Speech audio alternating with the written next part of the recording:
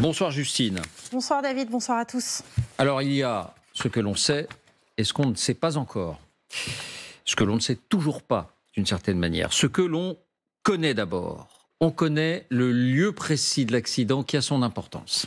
Oui, regardez, selon les hauts responsables américains, le drone MQ-9 a décollé hier matin, vous le voyez, de cette base américaine de l'OTAN en Roumanie pour une mission de reconnaissance. Et il a été percuté exactement à cet endroit-là. On voit qu'on est à mi-chemin entre la ville ukrainienne d'Odessa et les côtes de Crimée. On n'est pas très loin de l'espace aérien russe, mais on est bien dans l'espace aérien international. Ensuite, il y a ce que l'on a appris ces dernières heures, c'est-à-dire la durée d'une part, et le déroulement, les circonstances de cette étrange manœuvre russe. Oui, on sait désormais exactement comment s'est déroulé l'incident. On en a même une première image, en tout cas présentée comme telle par les fameux comptes de blogueurs militaires russes. On y découvre effectivement ce drone Reaper MQ-9. On aperçoit aussi l'aile de l'avion russe Sukhoi qui le frôle sans le toucher. Attention quand même, cette source n'a pas pu être authentifiée, notamment par des sources proches du Pentagone. Mais ce que l'on sait surtout, c'est que les manœuvres russes ont duré longtemps, très longtemps. Les Sukhoi russes ne se sont pas approchés une fois, ni deux fois, ni trois fois. Ils ont survolé le drone à 19 reprises. Autrement dit, ils ont eu le temps de recevoir tous les ordres nécessaires. Et voilà comment les médias américains ont pu reconstituer ce qu'il s'est passé sur la foi d'informations militaires. Pendant cette demi-heure, on le disait déjà hier, on le voit, les Sukhoi ont notamment déversé du carburant juste devant lui, à minima pour le gêner, sinon pour tenter de le détruire, car le réacteur du drone aurait pu aspirer ce carburant et prendre feu. Ensuite, et c'est le point clé de l'affaire, un des deux avions russes a fini par percuter l'hélice du drone, les Américains le laissant alors s'abîmer en mer. Alors, ce que l'on ne sait pas encore, quand on observe cette reconstitution inspirée directement des médias américains, il y a une sorte de consensus aux États-Unis autour de ce scénario. Ce qu'on ne sait pas encore en revanche, c'est si le drone a été percuté intentionnellement. Oui, dès hier, les États-Unis laissaient entendre que c'était plutôt accidentel. Voici les mots qu'employait John Kirby, le porte-parole du Conseil de sécurité nationale. Il évoquait un acte irréfléchi, non professionnel et dangereux, mais n'évoquait pas un acte délibéré. Côté russe, on n'en dit pas plus puisque de toute façon, Moscou nie tout contact. L'avion russe n'est pas entré en contact avec le drone. Voilà ce qu'indique l'armée russe. Les spécialistes que l'on a interrogés, quant à eux, ne tranchent pas, même si Xavier Titelman, spécialiste en aéronautique, est plutôt sur l'hypothèse d'une manœuvre intentionnelle. Écoutez-le. L'hélice sur les drones Reaper, elle est tout à fait à l'arrière, ce qui va un petit peu à l'opposé d'une idée d'un avion qui passerait simplement très vite à côté et qui pourrait essayer de déstabiliser. Là, pour toucher l'hélice, il faudrait vraiment arriver, par exemple, sur l'arrière de l'avion. On pourrait imaginer que cet avion de chasse est sorti son train d'atterrissage et qu'il s'en rapproche très proche pour essayer de le percuter. Mais on ne pourrait même pas réaliser ça par hasard. Il faut vraiment viser parce qu'on est encore une fois sur un emplacement sur le drone qui est très particulier et qui est protégé. Voilà, dernière chose que l'on sait, en revanche, c'est qu'une course contre la montre est engagée pour récupérer l'épave du drone. Oui, puisque depuis hier, des hélicoptères américains basés en Roumanie se succèdent au-dessus de la mer Noire pour tenter de localiser l'épave. Et leur crainte, c'est que des navires russes qui sont stationnés près de cette zone, notamment dans le port de Sébastopol, ne parviennent à les devancer. Ensuite, il restera sans doute à faire le plus dur, localiser l'épave, parce qu'à cet endroit-là, les eaux en mer Noire sont très profondes. Pourquoi est-ce important ? Eh bien, principalement parce que le Reaper, c'est ce qui se fait de mieux actuellement en matière de drones militaires et que les Russes seraient sans doute très heureux de mettre la main sur ces secrets de fabrication. Merci Justine. Colonel Servan, vous êtes bien colonel, Pierre ? Oui, absolument. Alors, pas dans l'armée de l'air. Non. Enfin, vous en connaissez un rayon quand même. Parce qu'on a quelques questions très précises, encore une fois, quand on est profane. Cette histoire-là, c'est Tintin. Donc ça suscite énormément de questions toutes simples. Un survol à 19 reprises du drone, est-ce que ce sont des manœuvres, comment dire, d'intimidation, même si on ne parle pas de pilote, on parle d'un engin, mais habituel d'une certaine manière, ou est-ce que là il y a quelque chose d'un peu inhabituel ? Alors, c'est habituel que les Russes fassent des manœuvres d'intimidation depuis déjà plusieurs années. Ce n'est pas propre à cette période particulière. L'OTAN souvent rappelle que dans les années précédentes, l'OTAN faisait décoller dans l'année, comment dirais-je, des avions pratiquement une fois par jour, c'est-à-dire 300 sorties aériennes, 300 à 400 sorties aériennes des avions de l'OTAN pour aller à la rencontre d'avions russes s'approchant des espaces aériens des pays européens. Les Russes faisant la même chose sous la mer et sur la mer, c'est-à-dire venant flirter avec les espaces aériens pour tester la capacité de l'OTAN et des pays européens à les détecter et à venir les raccompagner. Il y a un jeu du chat et de la souris qui est finalement assez... voilà. Et le général Paloméros, qui a été chef d'état-major des armées, qui a la particularité d'avoir piloté tout ce qui peut être pilotable dans l'armée française, mais d'avoir piloté également des Sukhoi russes. Donc, hier soir, il nous disait que le problème, c'est que les Russes, dans ces cas-là, coupent le transpondeur qui ne permet pas l'identification, si vous voulez, de l'autre avion, ni la communication pour essayer de voir qu'est-ce qui se passe. Est-ce que c'est une erreur de navigation? Est-ce qu'il peut éventuellement y avoir une difficulté technique dans l'avion?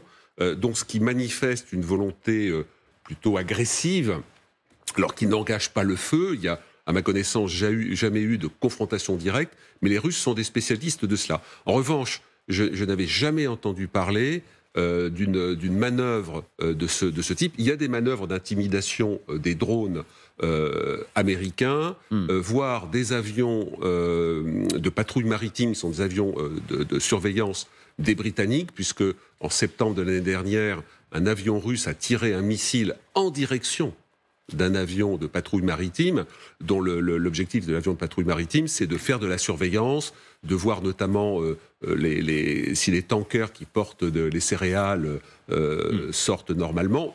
Ils surveillent aussi le dispositif russe, et donc vous avez cette mesure agressive.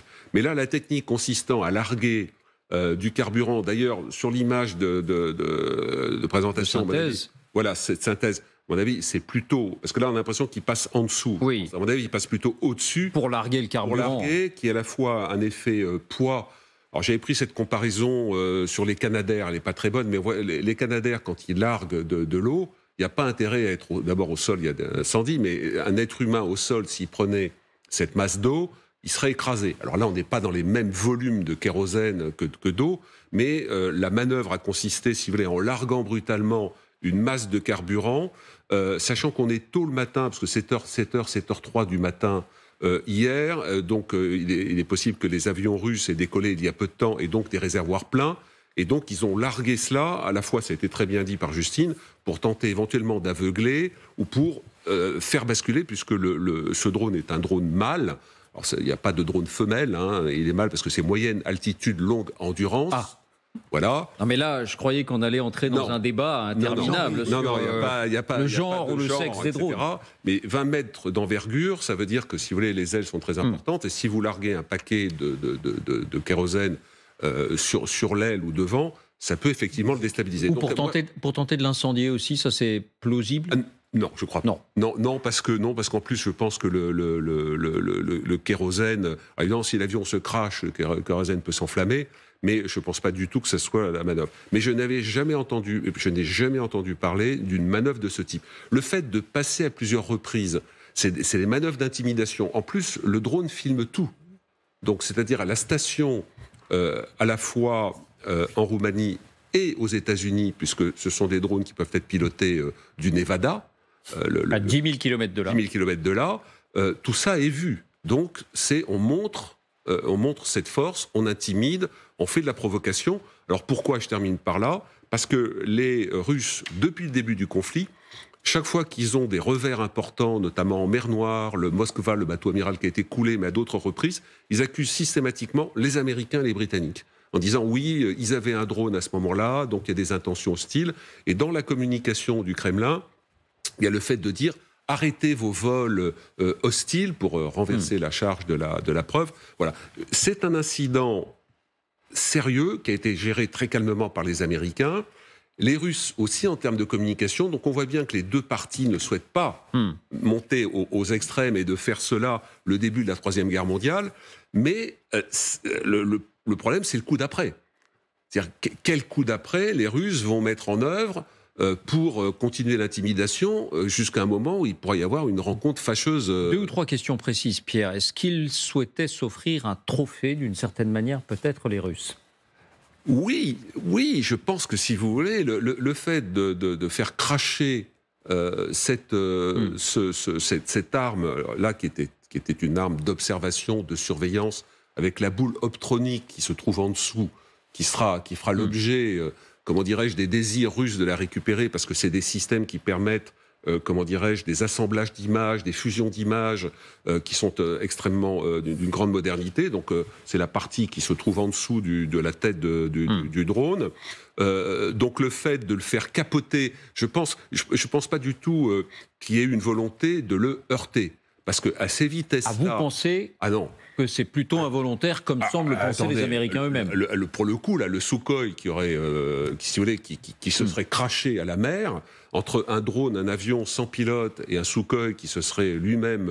Alors évidemment, les Russes, à ce moment-là, auraient eu une autre communication, en disant une manœuvre agressive ils auraient même pu inventer que le Reaper était armé, ce qui n'était pas le cas. Non, je crois que c'est des... c'était pas le cas, ça on en est sûr. Oui, absolument. Parce qu'on a eu des doutes là-dessus. Non, c'est clair. Mais non, ça me semble une manœuvre extrêmement dangereuse. Et d'après les Américains, alors on verra bien, ils disent que le Sukhoi qui a heurté le drone est endommagé. Oui. A été endommagé. Alors, donc pour vous, la thèse des Russes, la version russe selon laquelle il n'y a pas eu de contact, est hors de propos. Alors, le contact, il s'est fait par le carburant. Après, la rencontre des deux, à mon sens, elle n'est pas volontaire. Parce que mais elle a bien eu lieu. Enfin, tout indique qu'elle a eu lieu. Oui, parce que... Enfin, encore une fois, on va voir si les Américains sortent les images. Oui. Ça dépend de... Est-ce qu'ils veulent faire perdre la face aux Russes en sortant les images ou pas? Mais il y avait une volonté délibérée de le déstabiliser et de faire en sorte qu'il se crache. Oui. Mais certainement pas de prendre le risque de cracher votre Sukhoi en faisant une manœuvre. On n'est pas dans la bataille de... Enfin, comment dirais-je, ce que les pilotes britanniques faisaient contre les V1 et les V2. Donc, les missiles V1 ou V2 que l'Allemagne lançait sur la Grande-Bretagne. De France, notamment, de Hollande, de toutes les zones qu'ils occupaient. Donc des bombes volantes. Et les pilotes prenaient des risques énormes. Pilotes britanniques, pilotes canadiens, français, polonais, qui étaient dans la RAF britannique, et qui s'approchaient, et qui d'un coup d'aile, enfin s'approchaient donc se mettaient à la vitesse du V1 V2, évidemment avant qu'il ait plongé, et à ce moment-là, donner un coup d'aile. C'était une manœuvre extrêmement risquée parce que le V1 à ce moment-là était passé sur la tranche et il partait vers le sol. Là, c'est pas, non, à ces vitesses-là, pas imaginable. Non, je crois pas. Jean-Claude, je vous vois réagir. Aux États-Unis, comment est-ce que c'est perçu? Parce que justement, aux États-Unis, il y a eu une réaction extrêmement diplomatique. L'ambassadeur russe aux États-Unis a été appelé pour s'expliquer au département d'État, d'un côté. L'ambassadeur américaine à Moscou a fait savoir que les États-Unis contestaient. Donc l'idée de gérer la question de manière diplomatique, parce qu'il y a un élément technique que nous n'avons pas ou qui est plus ou moins assez simple. Et pourquoi est-ce que cette explication technique à l'instant est intéressante? C'est qu'on voit bien que dans la communication russe et dans ce que disent les Américains, il n'y a pas a priori d'acte intentionnel. Pourquoi? Parce que d'acte intentionnel de la part des Russes, mais ça serait plutôt, d'après ce que disent les Américains, plutôt un accident. En tout cas, ils ne le disent pas directement, mais quand ils disent non professionnel, en langage, il faut comprendre, ça n'a pas été correctement géré. Pourquoi? Parce que nous sommes dans l'espace aérien international et que s'il y avait eu un acte intentionnel, donc absence de souveraineté des Russes sur cette partie de l'espace aérien, s'il y avait eu un acte intentionnel, ça serait un acte de guerre, ça serait une attaque volontaire avec des conséquences qu'on imagine. Donc, pardon, simplement, le largage du carburant, ça c'était un acte intentionnel. Enfin, oui, le largage du carburant, mais là encore, pourquoi est-ce qu'ils insistent sur le fait... Donc, sur le largage du carburant, on serait plutôt sûr de la dissuasion, bien connu et on joue au chat et à la souris aussi bien en mer que dans l'espace aérien. Mais quand tout état de cause, l'idée derrière est de dire nous ne sommes pas partis à l'attaque, on a essayé de dissuader un drone qui peut-être faisait de l'espionnage. Je vous rappelle simplement pour nos téléspectateurs, rappelez-vous qu'il y a eu des précédents et un précédent dramatique russe qui avait abattu un avion civil, le Boeing 747 de la Korean Airlines, le 1er septembre 1983 au-dessus des îles Sakhalin, en pleine tension froide, et que l'idée derrière, c'est de dire, malgré tout, nous sommes en tension, mais nous n'irons pas jusqu'à violer le droit international de la guerre, parce que là, les choses pourraient en effet déraper. Donc à Washington, on prend cela de manière extrêmement sérieuse, mais on ne veut pas envenimer la situation, parce que là aussi, on ne veut pas non plus entrer en guerre, parce que ça voudrait dire, demain, si on surréagissait, ça voudrait dire qu'on entrerait, les Occidentaux entreraient en guerre contre les Russes, et ça, personne ne le veut, encore moins à Washington. On est dans la guerre des nerfs, mais pas dans la Troisième Guerre mondiale. Absolument. Ça, depuis le début, je pense que c'est clair. Vincent. Une petite remarque sur le lieu qui avait été précisé par Justine tout à l'heure. Donc, on est bien dans l'espace aérien international, mais grosso modo à mi-chemin entre Odessa et Sébastopol. Donc, on est à l'approche de la Crimée. On sait à quel point la Crimée est une pomme de discorde, donc cette péninsule annexée en 2014, et on ne peut pas exclure que le calcul des Russes, s'agissant de cette Crimée, c'est peut-être de cultiver les tensions qu'on a senties affleurer entre Washington et Kiev sur la faisabilité d'une reconquête intégrale de cette péninsule. On sait que notamment au sein de l'état-major américain, il y a quelques réticences quant à la possibilité technique, opérationnelle pour Volodymyr Zelensky de reconquérir cet espace. Par ailleurs, j'observe aussi, mais comme Pierre et Jean-Claude, la retenue des uns et des autres.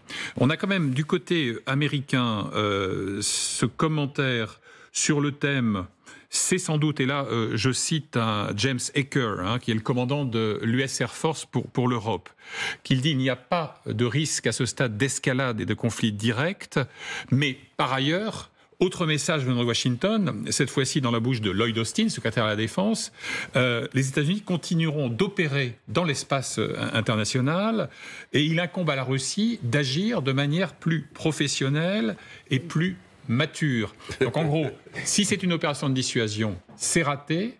On continuera de faire ce que le droit international nous permet, mais il n'y a pas de tentative, en quelque sorte, de surenchère rhétorique dans le danger. Et dernière remarque, symétriquement, Dmitri Peskov, qu'on a parfois connu plus belliqueux, dit ceci. Alors bien sûr, il fait un constat sur la relation bilatérale avec Washington qui est au plus bas, dans un état déplorable.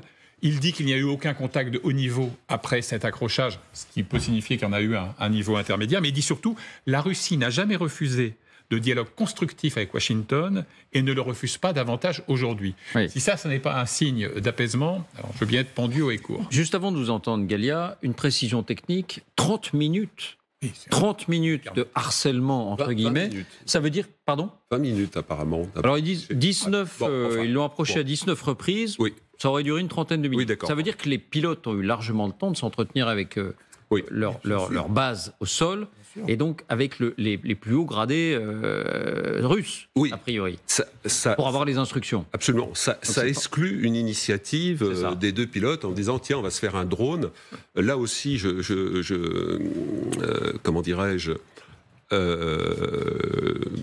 les spécialistes français me disent que dans l'armée russe, il n'y a pas d'initiative.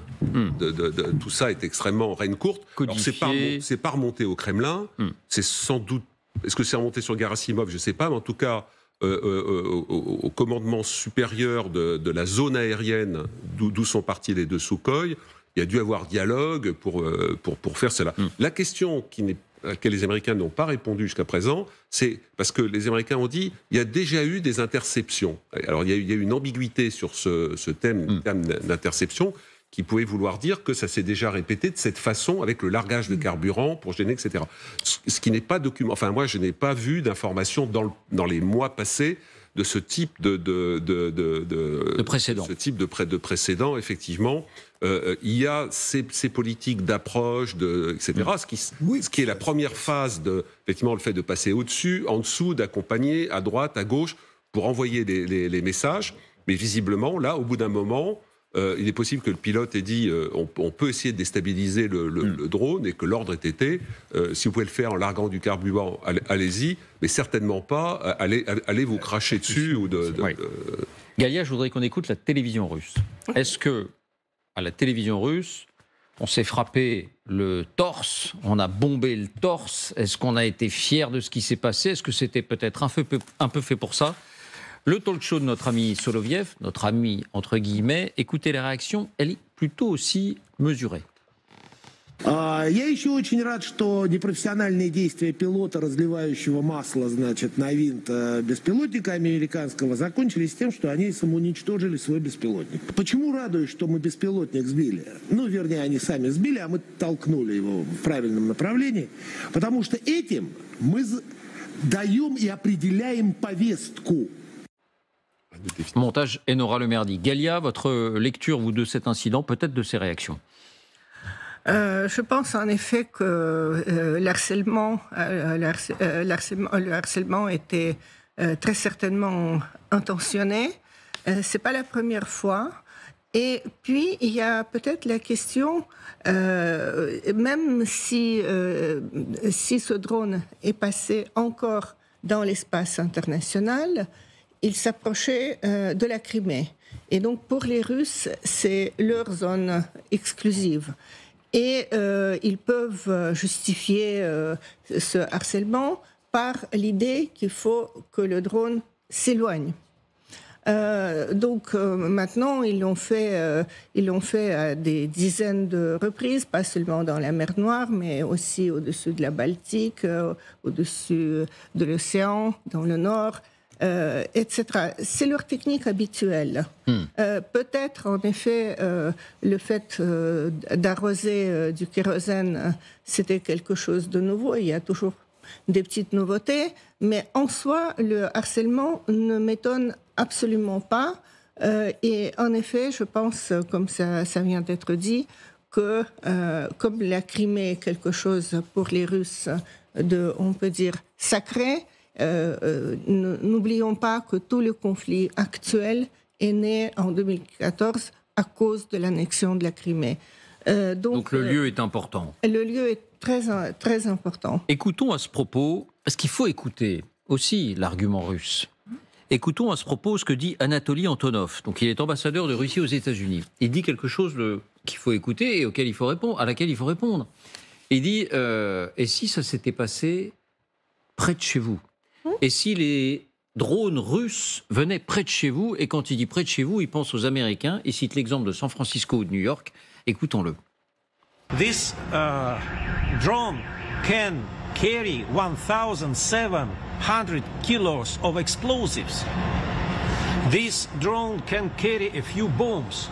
You see that what will be the reaction of United States if you see such Russian drone very close, for example, to San Francisco or New York? What will be the reaction of United States? For me, it's clear. For you as well. Pourquoi est-ce que ça vous fait bondir, Vincent? Mais pour deux raisons très simples. D'abord, Anatoly Antonov, qu'on vient d'entendre, j'avais lu le verbatim de sa déclaration cet après-midi, dit « il peut transporter 1700 kilos d'explosifs ». Bon, il peut, mais en l'occurrence, il ne les transportait pas. Et ça, les Russes aujourd'hui ne nient pas qu'il s'agissait d'un drone Reaper d'observation, première chose. Donc il y a une dissymétrie dans le propos. Deuxième dissymétrie, il dit donc quelle serait la réaction des Américains si un drone approchait New York et San Francisco?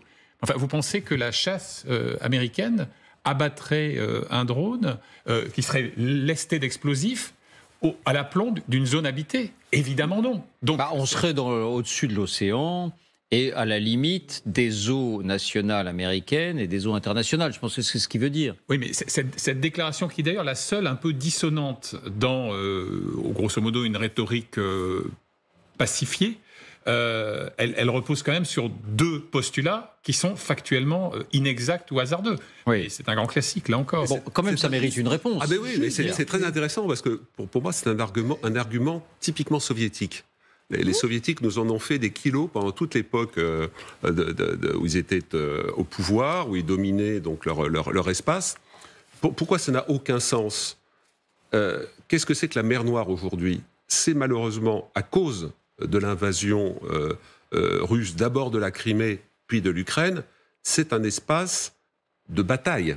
Alors, il y a une marine de guerre russe qui est à Sébastopol, parce qu'aujourd'hui elle est plutôt un peu planquée, parce qu'elle a perdu beaucoup de bâtiments, notamment le Moskva.